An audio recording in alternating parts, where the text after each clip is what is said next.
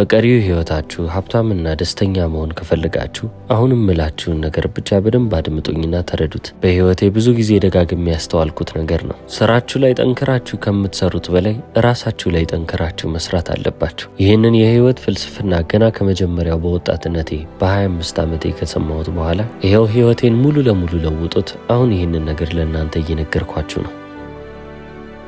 ስራችሁ ላይ ጠንክራችሁ ከሰራችሁ ጥሩ የሚባል መኖሪያ ሊኖራችሁ ይችላል። ደህና ክፍያ በየወሩ እጃችሁ ላይ ይደርሳል። ይህ ችግር ነው እያልኩ አይደለም። ነገር ግን ስራችሁ ላይ ከምትሰሩትና ከምትለፉት በላይ ራሳችሁ ላይ ብትሰሩና ብትለፉ you would make a fortune ሀብትን ትገነቡ ነበር። መኖሪያ ብቻ ከመያዝ ሀብት የሚባለውንም ነገር ማስተዳደር ደግሞ የተሻለ ነው ብዬ አምናለሁ። እኔ በስራዬ ላይ ጠንክሬ የመስራት ችግር አልነበረብኝም። በደንብ እሰራለሁ። ያንንም ሳደርግ ደግሞ ደስ እያለኝ ነው። ነገር ግን ህይወቴ ላይ ያን ያህል ለውጥ ላገኝ አልቻልኩም። ለውጡ አመርቂ እንዳልሆነ ሲገባኝ እስቲ ቆይ ይህንን ያህል ጥረት ደግሞ ወደ ራሴ ላዙረው ብዬ ራሴ ላይ ደግሞ መልፋት ጀመርኩ። ሁሉም ነገር የተለወጠው የዛኔ ነው። ስለዚህ ራሳችሁ ላይ መስራትና መልፋት ማለት ምን ሊባል ይችላል? ፐርሰናል ዴቨሎፕመንት ልንለው እንችላለን። አሁን ካላችሁ በላይ ማግኘት የምትችሉት አሁን ከሆናችሁት ሰው በላይ መሆን ስለምትችሉ ነው።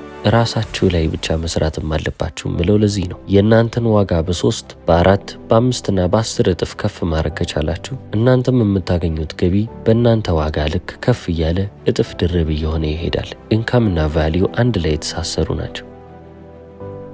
ለዚህ ሁሉ ቁልፍ ደግሞ ራስ ላይ መስራት ነው። የተለያዩ የሚባሉ ክህሎቶችን ለመማር ራሳችሁን ክፍት አድርጉ። ከጠቀማችሁም ካገለገላችሁም የተለያዩ ቋንቋዎችን መማር ጀምሩ። ከሰው ጋር መስራት በጣም አስደሳች ነው። ማለትም ደግሞ እየተዝናናችሁ ነው ከሰዎች ጋር የምትሰሩት። የማያዝናናው ነገር ምንድነው ካላችሁ ከራስ ጋር መስራት ነው። እንዴት ነው እንደሌላው ጊዜ ደስተኛ ሆኜ ጓጉቼ መስራት ሲጠበቅብኝ አሁን ወደ ኋላ እያመነታ ያለሁት ብላችሁ ራሳችሁን እንድትጠይቁ ያደርጋችኋል። እዚህ ዓለም ላይ የምንሰራው ስራ እንዳለ ቀላል ነው። ስራው አይደለም የከበደን፣ ራሳችን ጋር መግባባቱ ነው ዋናው ነገር። ለመጀመሪያ ጊዜ የህይወት አስተማሪ ብዬ የምጠራው ሚስተር ሾፍን ነው። በ25 ዓመቴ ነው ያገኘሁት። ህይወቴም ደግሞ ሙሉ ለሙሉ የተቀየረው እሱን ካገኘው በኋላ ነው ብያቸዋለሁ። ይቺ ዓለም በጣም ደስ በሚሉ በሚያጓጉ ፊታቸው ላይ ፍክት ያለ ፈገግታ ባለባቸው ሰዎች የተሞላች ነች። ጨካኝና ክፉ ብላችሁ የምታስቧቸው ሰዎች ምናልባትም 10 ወይንም 11 ናቸው። ችግሩ ግን የእነዚህ ክፉ ሰዎች መገኛ በየቦታው ሊሆን ይችላል። ምክንያቱም በጣም ይሮጣሉ አለ። እነዚህንም ሰዎች በህይወታችሁ ስታገኙ እንግዲህ እንዳንተ አይነት 11 አይነት ነው ያለው፣ አንዱን መታገስ አይከብደኝም ብላችሁ ማለፍን መልመድ አለባችሁ ይላል። አሁን እዚህ ጋር ሚስተር ሾፍ የተናገረውን ነገር ስነግራችሁ ምን ለማለት ፈልጌ ነው? ራሳችሁ ላይ ስሩ ብያችኋለሁ አይደለ? ፐርሰናል ዴቨሎፕመንት ማለት ደግሞ ምንድን ነው? ማይንድሴታችሁ ላይ መስራት፣ ስሜታችሁ ላይ መስራት፣ በቀላሉ አለመበሳጨት፣ በአጠቃላይ ማንነታችሁ ላይ መስራት ማለት ነው። እናንተ አንድ ግለሰብ ሆናችሁ እንዴት ነው ሬስፖንሲብል መሆን የምትችሉት? ኃላፊነት የሚሰማው አንድ ውጤታማ ግለሰብ መሆን መቻል አለባችሁ። ፐርሰናል ዴቨሎፕመንትም ደግሞ ለዚህ ነው የሚያስፈልጋችሁ። እያደገ የሚሄድ እያማለለ የሚሄድ ኃይሉን እየጨመረ የሚሄድ መግባባት የሚችል ማውራት የሚችል ሰው አያያዝ የሚችል የተለያዩ ክህሎቶች ያሉት ሰው ሆናችሁ እረፉት። ዓለምም የእናንተ ትሆናለች። እስከ ዛሬ ድረስ በኖርኩባቸው ጊዜያቶች የተረዳሁት አንድ ነገር አለ። ኢንካም መቼም ቢሆን ከፐርሰናል ዴቨሎፕመንት በላይ ሊሆን አይችልም። የምታገኙት ገቢ ከእናንተ ማንነት በላይ አይበልጥም፣ ወይንም እናንተ ካላችሁበት ደረጃ የላቀ አይሆንም ነው ብላችሁ። አንዳንድ ጊዜ ግን ኢንካም የተባለችዋ ነገር ዘላ ስታመልጣችሁ ልትመለከቱ ትችላላችሁ። ማንነታችሁ ወይንም እናንተ የሌላችሁበት ቦታ ጋር ኢንካሟ ወይንም ገቢዋ ልትወስዳችሁ ትችላለች። ታዲያ ገቢውን የሚመጥን ሰው ካልሆናችሁ ገቢው እየወረደ መምጣቱ አይቀርም። እናንተ ባላችሁበት ደረጃ ጋር ትመለሳለች። ሚስአላይንመንት ተፈጥሮ የነበረው ነገር እንዳለ ፊክስ ይደረጋል። ያ አለመጣጣም እየተስተካከለ መጥቶ እናንተ ካላችሁበት በሚገባችሁም ደረጃ ላይ ያስቀራችኋል። ያ ደግሞ አላይንመንት ይባላል። በቃ ህይወት በእንደዚህ እንግዳ በሆኑ መንገዶች ነው የምትሰራው። አሁን ለምሳሌ አንድ ሰው መጥቶ ለእናንተ $1 ሚሊዮን ቢሰጣችሁ ቶሎ ብላችሁ እናንተ ሚሊዮነር መሆን መቻል አለባችሁ። አለበለዚያ ያ $1 ሚሊዮን መልሶ ይጠፋል። $1 ሚሊዮን በእጃችሁ ላይ መያዝና ሚሊዮነር መሆን ማለት የተለያዩ ነገሮች ናቸው። $1 ሚሊዮን በእጅ መያዝ ማለት እናንተ ሚሊዮነር ሳትሆኑ ያ ብር ግን እናንተ እጅ ላይ ያለ፣ ሚሊዮነር ሆናችሁ ማለት ደግሞ ብሩ ቢኖራችሁም ባይኖራችሁም እናንተ ሚሊዮነር ናችሁ። ለዚህ ነው የሆነ ሰው $100 ሚሊዮን ቢሰጣችሁ ገንዘቡ እንዳይጠፋ ከፈለጋችሁ፣ ገንዘቡ እጃችሁ ላይ እንዲቀርና እንዲያድግ ከፈለጋችሁ ሚሊዮነር መሆን ያለባችሁ ያልኩት። ብዙ ጊዜ ሎተሪ ያሸነፉ ሰዎችን ተመልከቷቸው። ሎተሪ ካሸነፉ በኋላ ገንዘቡ የት እንዳለም እዩት። ከጥቂት ዓመታት በኋላ ያ ገንዘብ እጃቸው ላይ ምንም አይገኝም። ተመልሰው ማንነታቸው በነበረበት ሲያገኙ በለመዱት ኢንካም ደረጃ ላይ ይመለሳሉ። ህይወት እንግዳ በሆኑ መንገዶች ነው የምትሄደው ብያቸዋለሁ። ስለዚህ ኢንካም የተባለችዋ ገቢ የተባለችዋ ነገር የሆነ ቀን እንኳን እናንተን እድለኛ ብታረጋችሁ እስከ ዛሬ አይታችሁ ከምታውቁት በላይ ገንዘብን ማግኘት ከጀመራችሁ የዛኔ ማንነታችሁ ከፍ ቢል ይሻላችኋል። ማንነታችሁ ከፍ ካላለ ገንዘቡ ይመለሳል። አንድ ሰው ሲናገር ነው የሰማሁት። ዓለም ላይ ያለውን አጠቃላይ ሀብት ወስዳችሁ ለሁሉም ሰው እዚህች ምድር ላይ ላለ ሰው እኩል ብታካፍሉት ከጥቂት ጊዜ በኋላ አብዛኛው ሀብት መጀመሪያም ሀብታም ወደ ነበሩት ሰዎች ኪስ ውስጥ መመለሱ አይቀርም። ምክንያቱም እነሱ ማንነቱ አላቸው። ብዙ ጊዜ እኔ ስኬታማ መሆን እፈልጋለሁ፣ ስኬታማ ለመሆንም ነው እየሰራ ያለሁት ብለን እናስባለን። ስኬት የምትባለዋ ነገር ግን ፐርሱ የምትደረግ ነገር ወይንም ደግሞ ልናባራት፣ ልናያት፣ ወደ እሷ ልንጠጋ የሚገባ ነገር አይደለችም። አትራክት የምትደረግ ነች፣ ወደ ህይወታችሁ የምታመጧት ነች። ስለዚህ ስኬት ብላችሁ እየሮጣችሁ ከምትሄዱ እሷ ወደ እናንተ እንድትመጣ ራሳችሁን ማጎልበት፣ ማንነታችሁን ማብቃት አለባችሁ ማለት ነው። አንድ የሚባል አባባል አለ፣ ቢራቢሮውን ከፈለግ መጀመሪያ የአትክልት ቦታህን አስተካክል ይባላል። የአትክልት ቦታችሁ ለቢራቢሮ ምቹ ሲሆን ቢራቢሮዋ በራሷ ሰዓት መምጣቱ አይቀርም። ከመጣችም ደግሞ ለምን ትሄዳለች? የራሳችሁን ጓዳ ግን ሳታስተካክሉ ቢራቢሮዋን ብላችሁ ከሄዳችሁ አንደኛ ብዙ ልፋት ይጠበቅባችኋል፣ ሁለተኛ ደግሞ ቢራቢሮዋንም ልትይዟት አትችሉ። ስለ ደስታም ካወራን ደስታ ብላችሁ ያሰባችሁት ነገር በምታገኙት ነገር ላይ የተመሰረተ አይደለም፣ ነገር ግን በምትሆኑት ሰው ላይ የተመሰረተ ነው። ደስተኛ የምትሆኑት የሆነ ነገር ስታገኙ ሳይሆን የሆነ ሰው ስትሆኑ ነው። ያንን ሰው ሆናችሁ ማግኘት የሚጠበቅባችሁን ነገር ባታገኙ እንኳን አሁንም ደስተኛ ናቸው።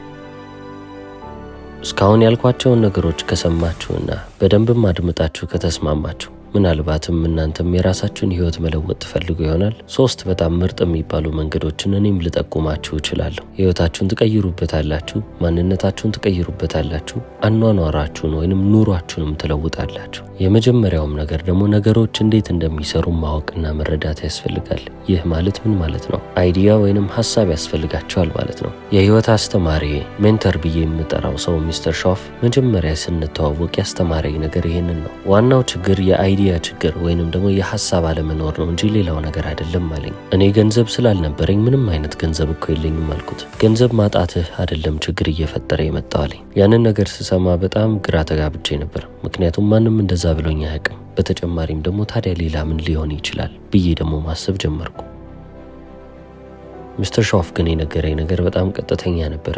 ያጣኸው ነገር ገንዘብና ሀብት የሚባለው ነገር እንዴት መገንባት እንደምችል አለማወቅህ ነው። ገንዘብ ማጣትህ፣ ሀሳብ ማጣትህና የሀሳብ እጥረት እንዳለብህም ያስታውቃል አለ። ሀሳብ የሚባለውንም ነገር ለማግኘት ደግሞ ፕሬፓሬሽን ያስፈልጋል አይደለ? ከላይ የሚወርድ ነገር አይደለም። ስለዚህ ደግሞ ሀሳብ ለማግኘት ምን ማድረግ አለብኝ ብላችሁም ትጠይቃላችሁ። መልሱ በጣም ቀላል ነው። ስኬታማ መሆን የምትፈልጉ ከሆነ ስኬትን ማጥናት ይጠበቅባቸዋል። ደስተኛ መሆን የምትፈልጉ ከሆነ ደስታን ልታጠኑ ይገባል። ሀብታም መሆን፣ ባለጸጋ መሆን የምትፈልጉ ከሆነ ሀብትንና ባለጸግነትን ልታጠኑ ይገባል። የሆነ ቀን ላይ እድል ይገጥመኛል በሚል አስተሳሰብ ልትሄዱ አይገባም። ብዙ ሰዎች አሁን ጣቶቻቸውን አጣምረው ነው መልካም እድል ይገጥመኛል እያሉ እየሄዱ ያሉት። እድል የምትባለዋ ነገር የምትመጣው መጀመሪያ ዝግጅት ሲኖር ነው። ዝግጅት ውስጥ ደግሞ ስተዲ የሚባል ነገር አለ። ጥናት ማድረግ ይጠበቅባቸዋል። እናንተ መሆን የምትፈልጉትን ነገር ስታጠኑ ክረሙ። አሁን ጥናታችሁ ግዴታ ፋይናንሻሊ መሆን የለበትም። በመንፈሳዊ ህይወት፣ በማህበራዊ ህይወት፣ በግል ህይወታችሁ በተጨማሪም ደግሞ በፍቅር ህይወታችሁም እያደጋችሁ መምጣት ስትፈልጉ በእያንዳንዱ ዘርፍ ውስጥ ቁጭ ብላችሁ ልታነቡ፣ ልትጠይቁና ልታጠኑ ይገባል። ሚስተር ሾፍ አንድ ሌላ ነገርም ጨምሮልኛል። የሚሰራውን ነገር አንዴ ካወቃችሁ በኋላ ከጥናታችሁ የተረፋችሁን ነገር ከለያችሁ በኋላ ያንን ሀሳብ ብላችሁ ያሰባችሁትን ነገር በወረቀት ላይ አስቀምጡት። አይምሯችሁ ፋይልን የምታስቀምጡበት ካቢኔት አይደለም ይላል። አይምሯችንን ለማስታወስ ብቻ መጠቀም የለብንም። ክሪኤቲቭ የሆኑ የፈጠራ ችሎታ የሚጠይቁ ስራዎችን አይምሯችን ይስራ። ማስታወስ የሚባለውን ነገር ደግሞ መጽሐፋችን ላይ እየጻፍን ራሳችንን እናስታውስ። ማስታወስ ስል ምን ማለቴ ነው? ሬፒቴሽን የሚባለውን በጣም ምርጥ የተባለውን ነገር እናገኛለን። ያንን የጻፍነው ሀሳብ አይምሯችን ውስጥ እንዲቀበር፣ እንዲመዘገብልን ደጋግመን በየቀኑ ልናየው፣ ልንመላለስበት ይገባል። ያ ነገር እንዴት ፍሬ አፍርቶ ወደ ህይወታችን እንደሚመጣ ምንም የምናውቀው ነገር ባይኖርም እንኳን በድግግሞሽ አይምሯችን ውስጥ እንቅበረው። የሆነች ቀን ላይ ያቺ ሀሳብ ፍሬ ይዛ በህይወት መንገድ ላይ ያንን ነገር እያደረግን ራሳችንን እናገኘዋለን። ራሳችንን ስለማጎልበት ምን ማድረግ አለብን ካላችሁ ማንበብን የመሰለ ነገር የለም። ዓለም ላይ የማውቃቸው ስኬታማ ሰዎች እንዳለ ጥሩ አንባቢዎች ናቸው። ለምንድነው ጥሩ አንባቢዎች የሆኑት የሚለውንም ስመለከት ኪዩሪዮሲቲ ነው እነሱን የሚመራቸው። ይህ የማወቅ ጉጉት በውስጣቸው አለ። ሶልፍ ኤጁኬትድ መሆን አለባችሁ። ራሳችሁን ያስተማራችሁ ግለሰቡ ነው። ወጥታችሁ ጠጠር ብጥሉ ዲግሪ የሌለው ሰው ልታገኙ አትችሉም። ሁሉም ሰው በዚህ ሰዓት ዲግሪ ያለው የተማርኩ ነኝም ብሎ ያስባል። ህይወቱን፣ ኑሮውን፣ አኗኗሩን፣ ማንነቱን ግን ስትመለከቱት የተማረ ሰው ይኖረዋል ብላችሁ የማታስቡትን ህይወት እየኖረ ነው። ስታንዳርድ ኤጁኬሽን የተለመደ የተባለው እስከ ዛሬ ድረስ የመጣንበት የትምህርት ስርዓት የተለመደ የሆነ ውጤትን ነው ይዞልን የሚመጣው። እነዚያ የተለመዱ ውጤቶች ምንድናቸው የሚለውን ራሳችሁ አይታችሁ በዛው መንገድ ላይ መቀጠል ከፈለጋችሁ እሺ ጥሩ ይሆንላችሁ። ነገር ግን አይታችሁ አይ ከዚህ በላይ ነው መሆን የምፈልገው ካላችሁ ሶልፍ ኤጁኬትድ መሆን አለባችሁ። ራሳችሁን አስተምሩ።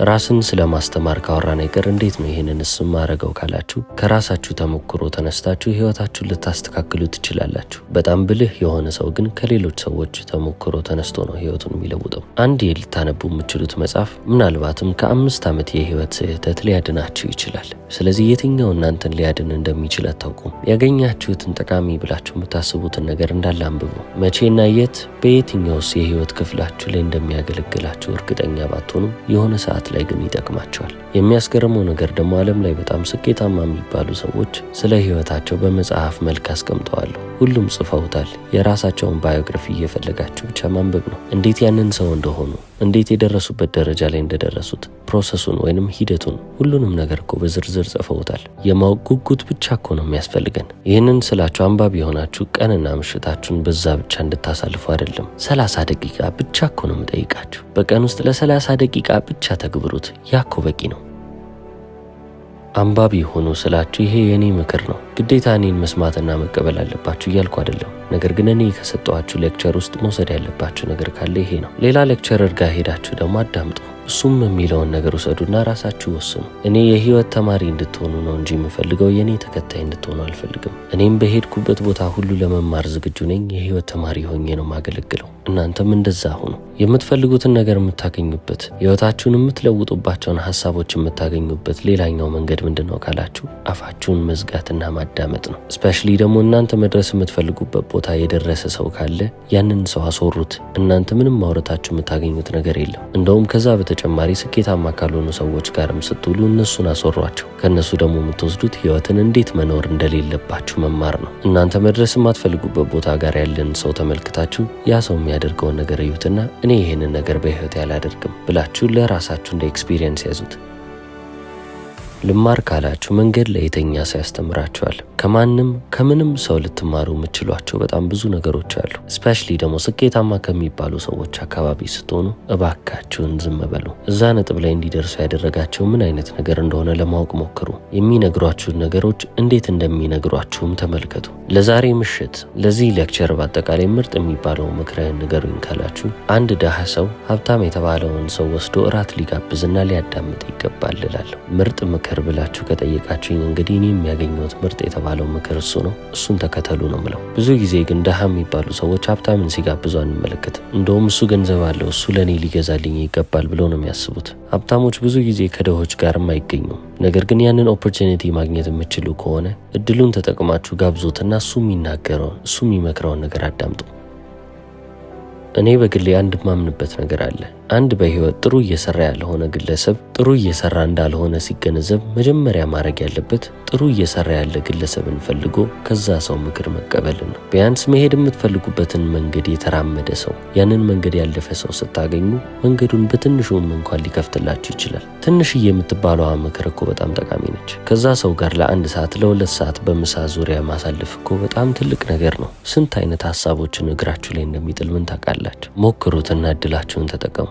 እንግዲህ ሶስተኛው መንገድ ጋር ደርሻለሁ። ህይወታችሁን ሙሉ ለሙሉ የምትለውጡበት ሶስተኛው መንገድ ኦብዘርቭ ማድረግ ወይንም ደግሞ ከሩቁ ነገሮችን መመልከት ነው። ማስተዋልን የመሰለ ጥበብ የለም። እዚህ ዓለም ላይ አስተዋይ የሆኑ ሰዎች በጣም ጥቂት ናቸው። ብዙ ጊዜ ልብ ብለን አይደለም ህይወትን እየኖርናት ያለ ነው። አስተውሎ መመልከትን የመሰለ ነገር የለም። አሁንም ከስኬታማ ሰዎች ጋር ከዋላችሁ እናንተ በህይወት ማየት የፈለጋችሁትን ነገር እነሱ እየኖሩት ከሆነ እነሱ የሚያደርጉትን ነገር መመልከታችሁ ብቻ እናንተ ላይ የሆነ ነገርን መፍጠሩ አይቀርም። ስኬት ምን ጊዜም ክሉ ወይንም ደግሞ ፍንጭ እየተወች ነው የምትሄደው። ራሳቸውን እንዴት እንደሚይዙ ተመልከቱ። እንዴት ሰው ሰላም እንደሚሉ፣ ከሰው ጋር እንዴት እንደሚወያዩ፣ ከሰው ጋር እንዴት እንደሚግባቡ፣ አቋቋማቸውን፣ አኳኋናቸውን ሁሉንም ነገር ለማጥናት ሞክሩ። በህይወት ጥሩ ደረጃ ላይ የደረሱ ሰዎች የሆነ ነገርን ደጋግሞ ማድረጋቸው አይቀርም። ያንን የሚደጋግሙትን ነገር ደግሞ ልብ ብላችሁ የምትመለከቱት እናንተ ማስተዋል ስችሉ ነው። እኔ ምንም በሌለኝ ጊዜ $10,000 የሚሰራ አንድ ግለሰብ ባይ የሚያደርገውን ነገር እንዳለ መኮረጅ ጀምር ነበር። ምንም መኮረጃው ነገር ባጣ እንኳን ቢያንስ አረማመዱን እኮርጃለሁ። ሰዎችም ምንድነው እንደ ጅል የምትራምደው ቢሉኝ ቢያንስ $10,000 አረማመድ ነው እያልኩ እየሳኩ አልፋለሁ ይላል ጂም ሮን። አሜሪካን ኢንተርፕረነር እና ሞቲቬሽናል ስፒከር ነበረ። ዛሬ ከሱ ሌክቸር ላይ ነው ይሄንን ላስተላልፍላችሁ የቻልኩት። እስከ መጨረሻው ስለተከታተላችሁኝ አመሰግናለሁ። ቻው።